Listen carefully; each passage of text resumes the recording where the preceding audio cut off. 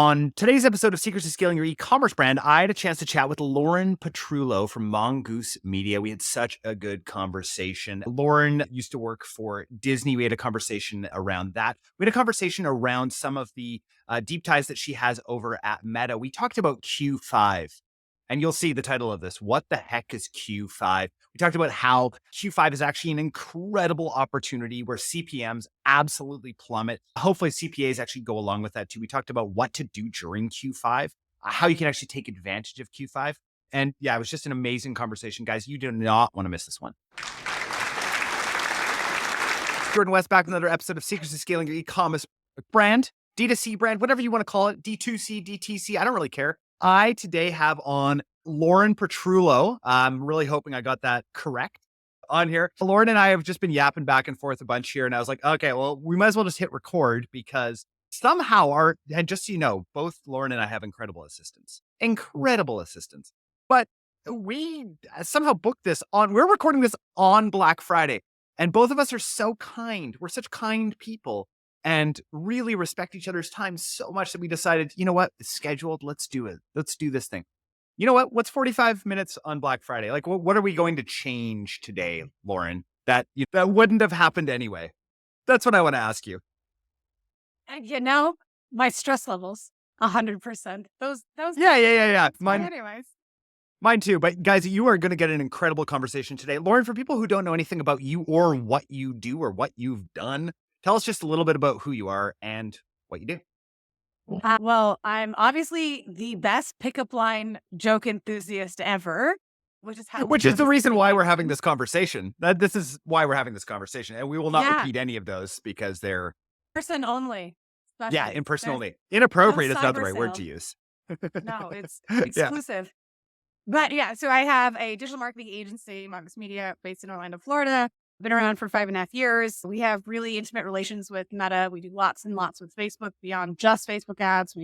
I've been a member of their Global Innovations Committee. I'm a member of their Meta Leaders Network. They've flown me all over for a host of different things. I've been in a book, a movie, a commercial, a podcast, all sorts of stuff for Meta. So wow, they really like you. You know, Google used to like me and used to send me things and do commercials, but never Meta.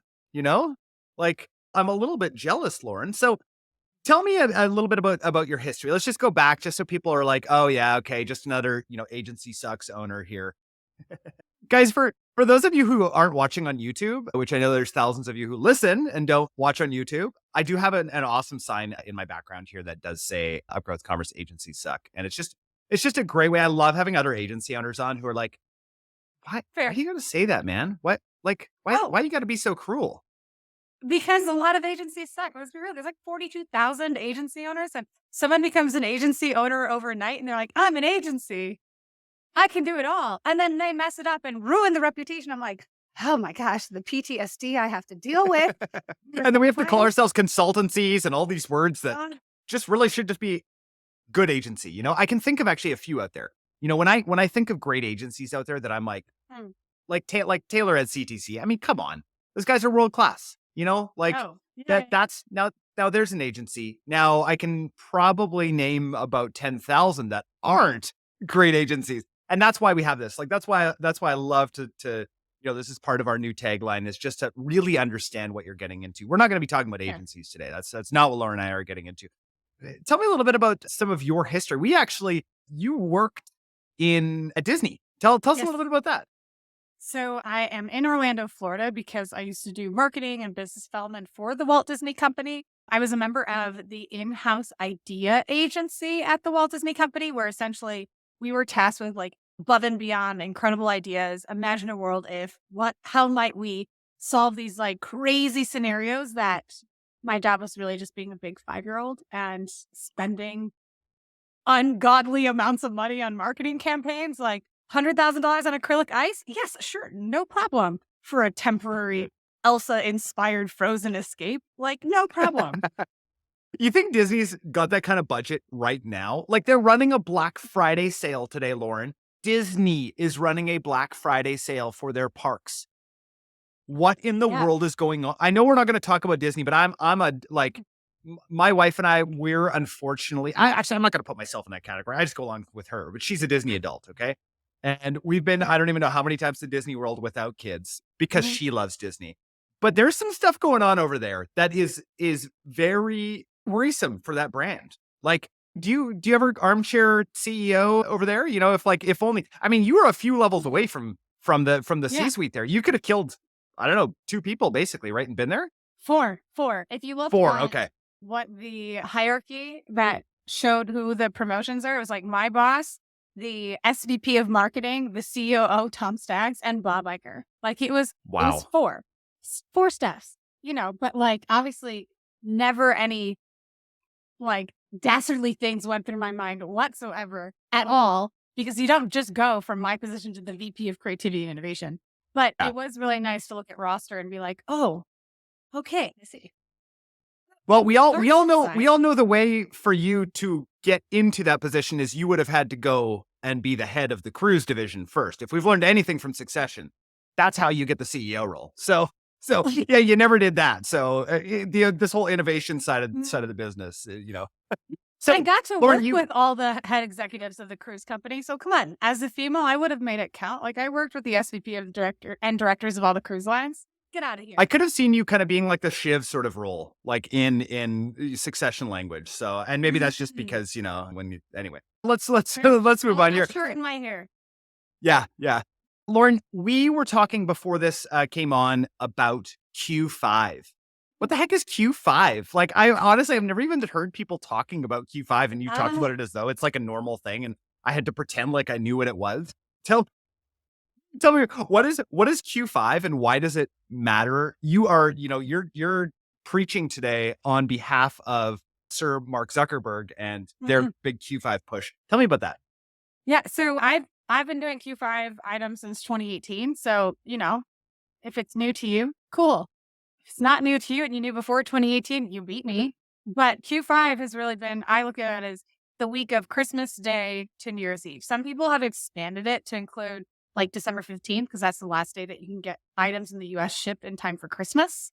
But generally speaking, I refer to it as the post Black Friday, Cyber Monday chaos, where there's still a really good opportunity for marketers to take advantage of the Facebook ad option in their favor, because you have an ungodly amount of supply because people are on their phones, especially if you're going after Gen Z and millennials. They're back from holidays or they're back from college. They're on their phone nonstop. But who is also on the phone? The marketers that aren't working those same holidays. So you have this like huge opportunity of supply and demand, where you come from a season when during Black Friday, Cyber Monday, this build up from like September 15th through December 15th of just really unfair CPM Hmm. paying for Facebook ads. And then you just come and see this like diminishing cost of CPMs, where it just gets really advantageous for you Christmas Day to New Year's Eve, because you have all the brick and mortars that have left the auction. You have all the Black Friday sales people that have left, and the gyms haven't entered the space yet, which happens January 1. Interesting when you say that too. In Canada, we actually have a way to take advantage of that. It's called Boxing Day, and we end 26. up it ends up being Boxing Week, during Mhm. that whole time, and it's always an incredible time. As Canadian retailers, we take advantage of that Yeah. constantly, which is hilarious because I mean, we're really socialist guys. We're not out to make a buck. We're just out to help everyone. And comparatively to you capitalists down there that are listening to this, just kidding. I'm on your side. So walk me through this though. Like, how does the messaging change? Because we've gone from this BFCM that's supposed to be one day, which is more like 70 days. It seems like now it just keeps stretching and stretching and stretching. Thank In you, deal, Jeff deal, deal. Bezos. Yeah, yes. And we can totally blame Prime Day for that. Mhm. Absolutely, we can, and just Amazon in general. But what do we do as far as messaging is concerned? Tuesday morning, how do we change that messaging to continue? Like, yeah, sure, CPMs are down, but are people's wallets open in the same sort of way that they are during this Black Oh, Friday kind of season?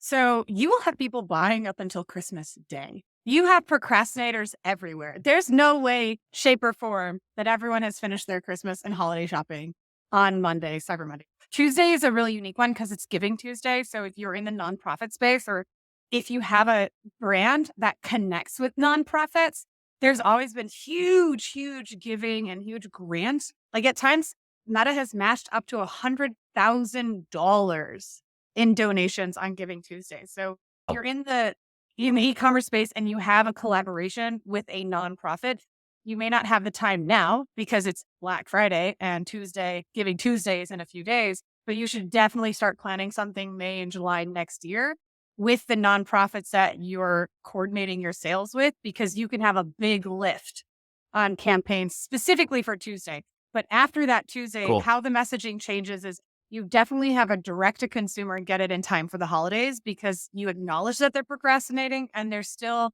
a chance for them to save money and get the last items on their gift list. If you have gift guides, that's a really good item to do. That's not a conversion based campaign. So if you're doing lead generation and setting the future customer up to buy everything they need for the people they didn't think about, they'll shop on Black Friday, Cyber Monday a lot for the immediate family and the obvious people they're buying Christmas gifts for, but they don't necessarily shop for themselves. So you can have gift guides where they can justify a product that they're buying for themselves because they're also getting it for the godmother or for the aunt or for their coworkers, for those other pieces. So language changes well in that translation.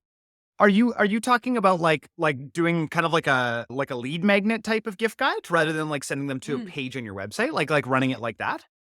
Like a Well, yes. PDF kind of that you're delivering to them, like old school marketer Yeah. kind of like that?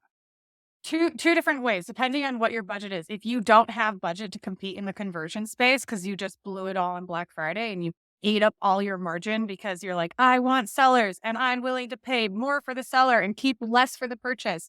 So you're cash strapped. Yeah, the lead generation side of delivering a PDF, yes, because then you can capture their text information and then you're not paying very much to text them with your deals and with the Yeah. offers compared to the conversion-based campaigns. But if you can send them to a gift guide page where it's enabled with shopping campaigns, then you're going to get the more direct purchase, but it does require a larger budget for a more immediate return versus if you're doing that lead generation type of stuff. You're also, where I like Q5 after the Black Friday, Cyber Monday, is you're building out your customer list in a few weeks that you'll be able to use and nurture for the entire next year. So you're paying Yeah. pennies on the dollars for your customers for all of 2024 in a time period when everyone's like, sell, sell, sell, sell, sell. If you can't see Lauren right now, she was doing the old, elevator woman, going down. So that was awesome. I love that. Haven't had that on the pod yet in, 500 and some off episodes here. Top Loved it. luxury. Loved it. Let's talk about CPMs versus CPAs during this time, because I think that's an interesting talk. Just so you guys know, these are two agency people talking back and forth. I am also a brand person. If you're just brand new to listening to this, I am also a brand person. We have seen I would actually want to tell you guys about something here. So we moved one of our brands solely into our agency this year with one of our best growth strategists. And let me tell you, we are getting $7 new customer conversions the entire month. I have never seen anything like this ever. Yep. Now, we have about a $50 AOV, so it's not like, it's still amazing for these new it's just blowing my mind. And this is why I still love owning brands, because we can actually see what's going on here. Let's talk about what that looks like. Yeah, sure. I completely agree. I'll bet you CPMs probably get cut in half during Q5 comparatively. Comparatively to today, as we're recording this on Black Friday. I mean, CPMs are like, I don't know, $7,000 or something. We don't talk about What it. happens? We don't look at it. Yeah, I mean, really at the end of the day, all we care about during this time is Acquisition. revenue, right? It's money in the bank, and we know that this is helping still, right? With conversions, Yeah. we're seeing it with all of our clients right now. Weird Black Friday, I'm going to be honest with you, but let's talk about what do CPAs look like during this time, because that's really at the end of the day, what actually matters as a lagging indicator. Well, so what you're talking about now is like the lowest CPAs that we're seeing for sure and 100%. We've been doing Black Friday planning since July. So the campaigns that we've been doing, the acquisition, the remarketing that we're doing at this time period versus like new customer acquisition is pennies on the dollars. We're sending out our email campaigns that are generating the most amount of revenue. Like we have email campaigns that are doing daily what our brands were doing in an annual revenue basis 2 years ago because of stuff that we've prepped up. But we've seeded all of these individuals to be primed to buy and to take advantage of these sales. And so you have the highest interest of consumers with their wallets out ready and planned to spend money. People stopped spending money 2 weeks ago in anticipation of Black Friday sales. How this Black Friday has been really unique, at least what we've been doing across the large majority of our brands that are within the portfolio that we work with, is having a VIP sale that we're public and transparent about that you can get access to if you opt into this ad. If you're signed up and if you have the SMS, you will get a larger discount now. And then Black Friday through Cyber Monday, you get a set flat rate. Everyone gets the same thing, but you can only buy whatever inventory is left over. So CPAs super low because everyone's ready to buy right now. But man, well, CPMs, you're just like, I would love to have $7 CPAs at not at $7,000 CPM. But yeah, so the CPA cost per acquisition, CPM is cost for 1,000 impressions. It's M because it's million, it's Latin, and because Meta's fancy. I mean, we all love using terms that other people don't understand, right, folks? Like, it's one of my favorite things to do. I'll tell you, I love making people feel inferior. Speaking of making people feel inferior, Lauren, what's one thing that you believe in this world, marketing world, that most people don't? One thing that I believe in this marketing world that most people don't, is that you have to care about your customer as an individual and have a conversation with them versus just treat them like a one-night stand. And I know that a lot of folks are like, look, I just need you to buy from me once. But I like looking at your customers as buckets of either they never bought from you, they bought from you once, or they bought from you 2+ times. And I think most brands care about just that one first time customer purchase, that one night stand where I'm trying to like wifey these customers because I want them to be loyal. I want them to buy future products. And a lot of that comes from content first, socializing in the social media aspect. Like I think a lot of people are like, I'm just going to put out media, but no, the term is social media. So if you don't socialize with them, like what's the point? So it's that, you got to court your customers for a better exit and stronger lifetime value, where it's like easier to be like, cool, if I just sleep with them, I'm going to count my numbers and just swipe right on Tinder and play a volume game. Has anybody seen, and don't ask me why I get targeted with these ads. I still wonder, I'm like, what is it in my profile or that I'm doing online that I'm getting targeted with these Tinder ads?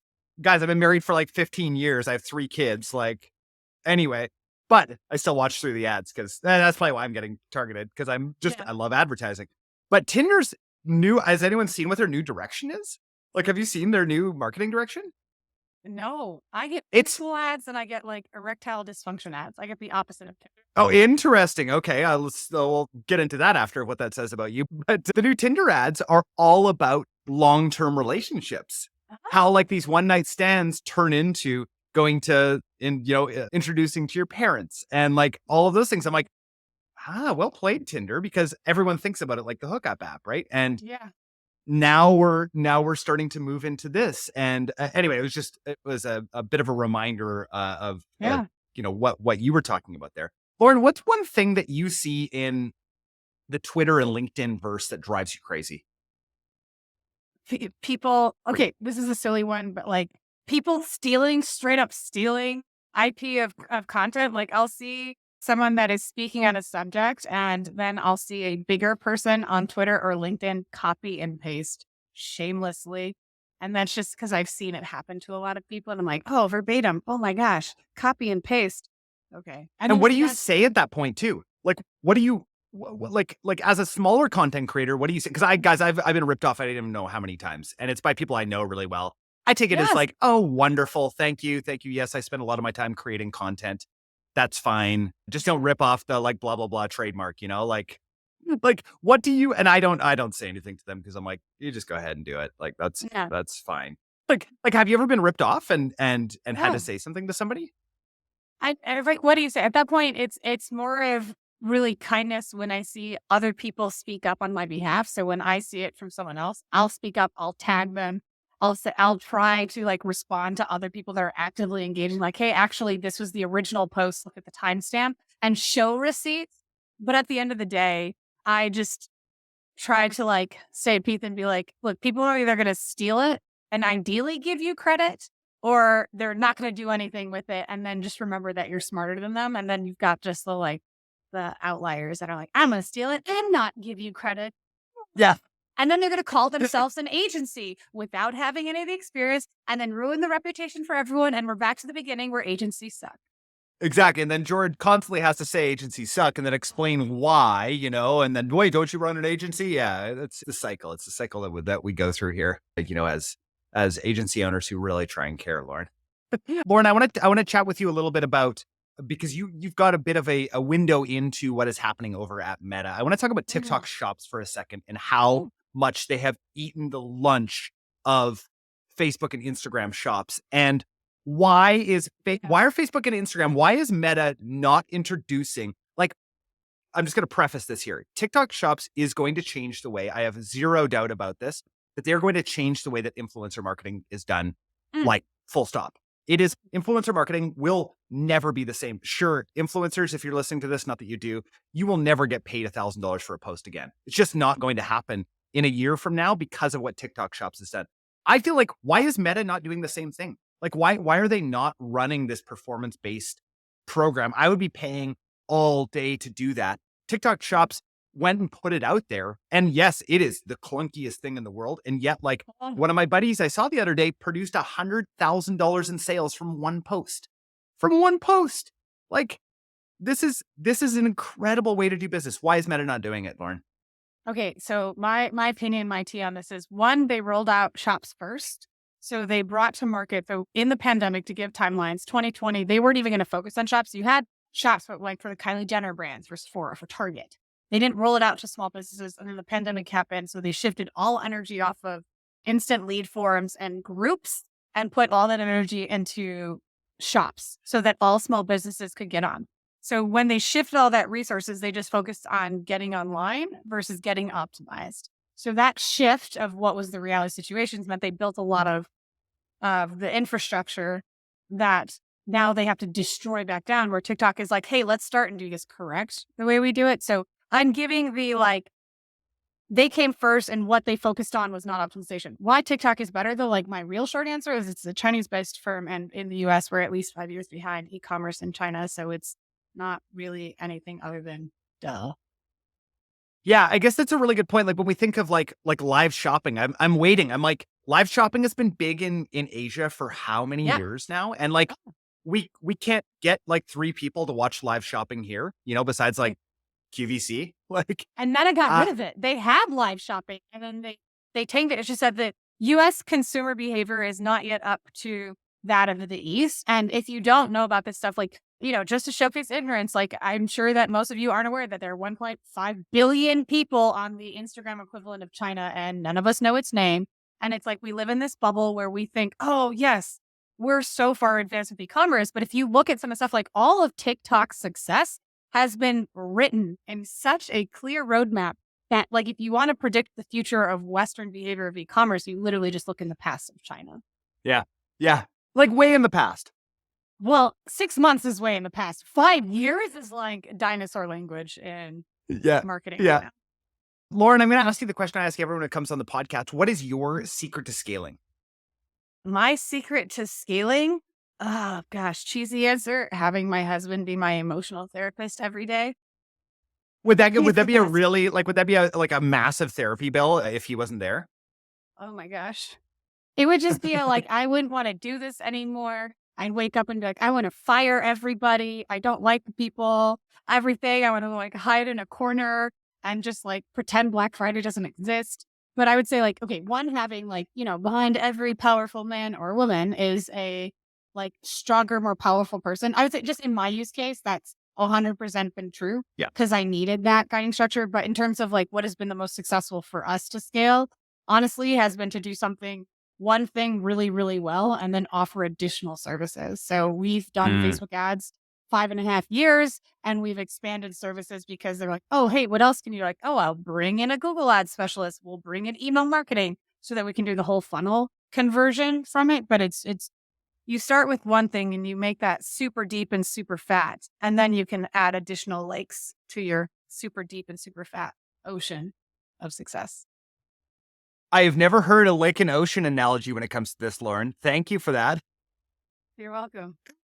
I mean, I honestly, I couldn't agree with you more. I wish I could go, say that you're wrong and you should just offer a plethora of services and figure out what people want. But I think that's one of the big issues with agencies, right? Is that you think, and actually this came up recently at our agency, like, we're a pretty decent size now. And we've had a bunch of clients asking for email marketing. And we've tried this 2 or 3 times. It's not what we do. It is not on our roadmap. It's not even close to on our roadmap. just because we can, make an extra $20,000 to $30,000 because we've got a little bit of demand does not make it a service. Like agency owners who are out there, don't just because there's a bit of demand for something doesn't mean that that's a service you need to be offering. And especially visionary agency owners out there. There are so many blue oceans. I'll tell you about all of them because I know you guys won't do them. Like there's so many blue oceans out there of things that you could be doing that no one else is doing that people want you to do for them. Like so many. And yet you go to the lowest common denominator of email. Like just remember and I'm not saying guys for email marketing agencies out there, and if you're doing email, awesome. I'm just saying for the vision that I have for what's going to serve our customers the best in the future, we can get more creative than that. So you can dig some better lakes, if I'm going to use Lauren's analogy there. So yeah. Well, it's like, so at least for us with Facebook side of things, like going into the events manager, like it's a part of Facebook, which we find obviously really important. You have to use CAPI and see what your events matching are. And then sometimes I'll be talking about this with other Facebook media buyers or agencies that offer Facebook casting, like, huh? I was like, oh my gosh, you're not an agency then. I was like, come on. Like you say you specialize in Facebook ads, but these are all the other pieces that go into it. But if you're distracted with every other low common denominator or opportunity for $500 a month or $10,000, whatever, it doesn't let you go deep and focus and be like, there are very few people that can speak at the same level of Facebook acquisition as like I believe that our team can. There's definitely those out there, but when you look at the comparison of all the agencies that say they do this. Yeah. We're on the same page here, Lauren. Before I actually get to my last three questions here, what's your favorite CAPI connector these days? Who are you using? Stape.io for anything. I've never even heard of them. Shopify. Oh, whoa. Yes. Stape? So Stape? Stape.io. Look, Shopify has a really good conversion API connector. So like, especially again, if you're using Meta. I've been told they don't. I've been told that they don't have a good one. I mean, you have event. This is what you want to have at least a 5, right? And ideally for your purchase and add to cart, your highest conversion events, you need above 5, but really you want between an 8 to 10. And so what that's essentially just saying is that the people that are coming to your profile and fulfilling these events, you have enough information that you can identify them, cross-match them with a Facebook profile. Yes. Right. So the stronger data set you give your Meta pixel and your Meta data set, they're not even called pixels anymore, but the more information that you provide into Meta, the better your optimization and performance can be. So for Shopify, it's really good. But interestingly, I don't trust Shopify's. Like when you turn on maximum sharing, I like, I mean, there's tools out there that I've told you guys about lots, like Love Popsicle. They tend to like our match rate is like massively high with Popsicle. Blotout is another one that I've tested. They're very interesting. They used to be called Edge Tag, Blotout. Anyway, and then there's also Hyros, which is like Triple Whale meets Popsicle. Stock trading. I feel like they look like a stock trading day traders graph. I'm not a big. Don't even get me started about anything to do with Hyros, their branding or their founder. Don't even get me started, okay? And Alex, if you ever want to come on here and fight, I would love it. No, he's just an old school. Whale. I like Triple Whale too, except it doesn't feed data back in to CAPI. So anyway, I've just got one thing actually I want to talk about while Lauren's on here that I find very interesting, and something that I think that agency owners and brands out there need to listen to and at least take seriously. And this is restarting. This is for brands who have a massive amount of repurchase, like a really high repurchase rate. One thing that we found, and Lauren, I'd love to hear your opinion on this as well. One thing that we found is that what ends up happening, especially when you're feeding all of this data back into the API, is that you actually, our NCAC ends up ballooning because Facebook, there's so many customers that are going to buy anyway and buy another time again, that what we found is actually just destroying the pixel, right? Going with a brand new pixel or whatever you want to call it, folks. I'm sticking with pixel for the next while. And a new ad account actually solves this. Have you found that? Have you tried this out before? I remember I'm in apparel, and this is a massive problem that we found. And well, we potentially have a solution for it. Remember, $7 CACs, folks. Yeah.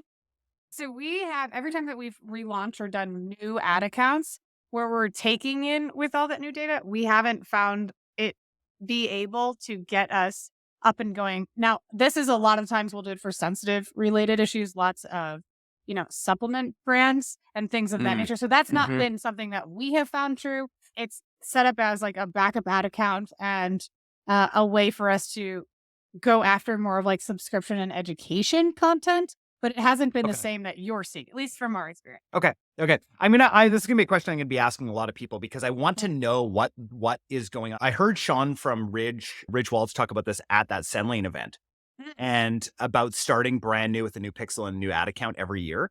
And I was like, why? Like that's that's like a 9-figure brand. I'm like, why and how are you doing that? And why does nobody talk about this as some kind of best practice or at least like a test? So anyway, something I'm just throwing out in the universe, guys. If you know anything about that, get a hold of me. Lauren, let's get to our last 3 questions here. Are you ready? No. They're really intense. So kidding. Let's go. Like you don't look like you're ready, but let's see. Favorite tool or app that you're using right now? Favorite tool or app that I'm using, not for ads, but it's Forest. It's my favorite. So I just set timers on it and it means I can't use my phone.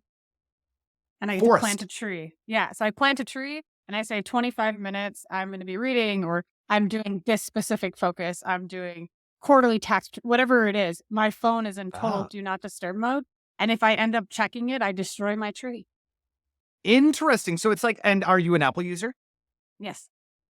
Yeah. So you get to plant different types of trees. You didn't look like an Android person, but no way. No, you get to plant different types of trees and you can co-plant with other people. And they plant that's trees in real life that match what you're doing. So the number of trees that you plant, then they actually give back to the world. That's super cool. Does it integrate with focus modes? Yeah. On iPhone? Yeah, and they have a deep focus concentration area, so you could just do it. It does integrate with focus mode, so if you have it as there's 2 modes. You can have deep focus where if you touch your phone and check anything, you're screwed. But if you have it in deep focus and you have focus mode, you're not going to get those notifications anyway. But you know how you're you've got that itch? You're like, no, I don't know that itch at all. No, I never do that. It's like, I have the constant itch. And it can never be satiated. That's the problem. It can never be satiated. Check app. I love it. Yeah, that is super cool. I actually thought of an idea like that. Guys, I'm throwing out, this is $1 million idea here for snackers. So especially as cannabis has become, more and more of a thing in the world, been legal in Canada for, 10 years or something. I think people are having some snacking issues late at night for various reasons. And so I thought about this idea because I did have a snacking issue at one point. Now I created my own Ulysses Pact with some friends where I said, if I snack after 8:30 every single infraction, I'm going to give you $20. But I know. And guess what? I, since doing that, lost 25 pounds and have not snacked since. So, yeah. But the idea was to actually have a lock on your snack cupboard and an app that would unlock it. But the only way that you could unlock it after whatever specified time that you gave was to pay. Oh my gosh. And that's how the app would then make money. There should be an OnlyFans connection to this. If you don't do it in the snack industry, it's the only way that you can access. Say you have a partner that has OnlyFans accounts that they contribute to. The only time that they can donate or subscribe and access OnlyFans account is after they've done the laundry or after they've changed the child's diaper. Oh, guys, if you're still sticking around right now, you are getting some gold here. These are golden ideas. Go ahead, take them, run with them. Just at least give Lauren and I just a little bit of credit. Lauren, second question for you. Favorite audiobook or podcast that you're listening to right now? It's biased. It's Perpetual Traffic is my favorite podcast right now. Oh, I grew up on Perpetual. I would not be here without Perpetual Traffic. And I've had all of them on my pod. Every single Perpetual Traffic person is just like back in the day, Molly Pittman, Qasim Aslam came on and yeah. And who's on there now? I haven't listened to Perpetual Traffic in ages. It's Ralph and Qasim. So it's still Ralph who did it with Molly, who was the original one. Yeah. He bought it from Digital Marketer. So now it's his Tier 11's podcast. Oh, it's Tier 11's now. Okay, great. Guys, if you've never listened to Perpetual Traffic, they were OG in the podcast world. When I was a paramedic, I used to, on my commutes, would just listen to Perpetual Traffic to try and figure this out. I still remember when Molly Pittman introduced the Facebook Pixel from, I don't forget what it was called before that, but I was like, whoa. And she was talking about like how like this changes everything. And I had no grid for any of this kind of stuff. But like, Mhm. I wouldn't be here without them. Like we built all of our companies based on a lot of the stuff, especially like Ryan Dice back in the day. I used to listen to everything that guy would say. Yeah. And I still do. The guy's brilliant. And he's come on the podcast and yeah, all those guys. So Roland Fraser wouldn't have bought businesses without Roland. We've Mm. acquired numerous amounts of businesses because of Roland's framework. So I cannot say enough good things about them. I just, no one's ever said perpetual traffic. Thank you, Lauren. You're welcome. Okay. Why do you like it now? What's your reasoning now? Because I think now at least, so going back to like what is the scaling pieces to it. So Qasim has sold his agency and he's had a Oh, very he did? successful exit. Yeah. And so he'll He bring sold in Filet. these Wow. elements that help understand and place a different framework. So yes, there's episodes where I'll have like my team with technical stuff go in, they bring in a lot more guests than they used to. So now there's tons and tons of guests, but I really just like the further advancement of looking at things at a more holistic picture because that it goes out of the like shiny object. This is the one thing, but like your Facebook ad can be great at auction. You have a really good ad, but if you have a terrible landing page, who cares? Like if you can't convert Yeah. them on the page. And so I think it takes it to that next step after you've acquired the traffic to get them into being inside your funnels. Yeah. Yeah. Yeah. Awesome. Lauren, last question for you. You just found out you have a year to live. What changes? Have a year to live? Oh no. I would not be in Orlando, Florida. My husband and I would be traveling a lot because there's people that I want to see and places that I want to go. And I would definitely keep the IUD in, not taking that sucker out. There's a year to live and like I'm 6 months in. I know that's very grim, but it's like, hey, Lauren, no one's ever answered that question like that before. So thank you. Lauren, thank you so much for coming on to the podcast. Guys, if you think Upgrowth Commerce sucks as an agency and you potentially want to go look somewhere else, Lauren, where can people where can people connect with you and find out more about your agency? mongoosemedia.us and I'm Lauren E. Mongoose? Yeah, Mongoose. It's a Oh, fun that's fun. story. I like that. Yeah. Oh, I have friends that will travel all over the world and send me pictures of various mongoose that they spot in like Aruba or Puerto Rico or wherever. And I'm like, yes, I love these random pictures. But yeah, so it's mongoosemedia.us and Lauren E. Petrullo on all the social. I'm married into my last name, so someone beat me to the social handles. Whatever. Oh, gotcha. I mean, that happens. That very much happens. Lauren, thank you again so much for your time today. Thank you and enjoy your Black Friday. I hope it is as lucrative for you as it is for your clients because I'm getting lots of exciting texts. Only one 3PL has messaged us saying, "Please turn off ads." I'm like, no. Okay. Yeah, no, that's not cool, No. 3PL. That's not cool. Well, we under forecasted. So Oh, that happens. beep. Happy Black Friday, everyone.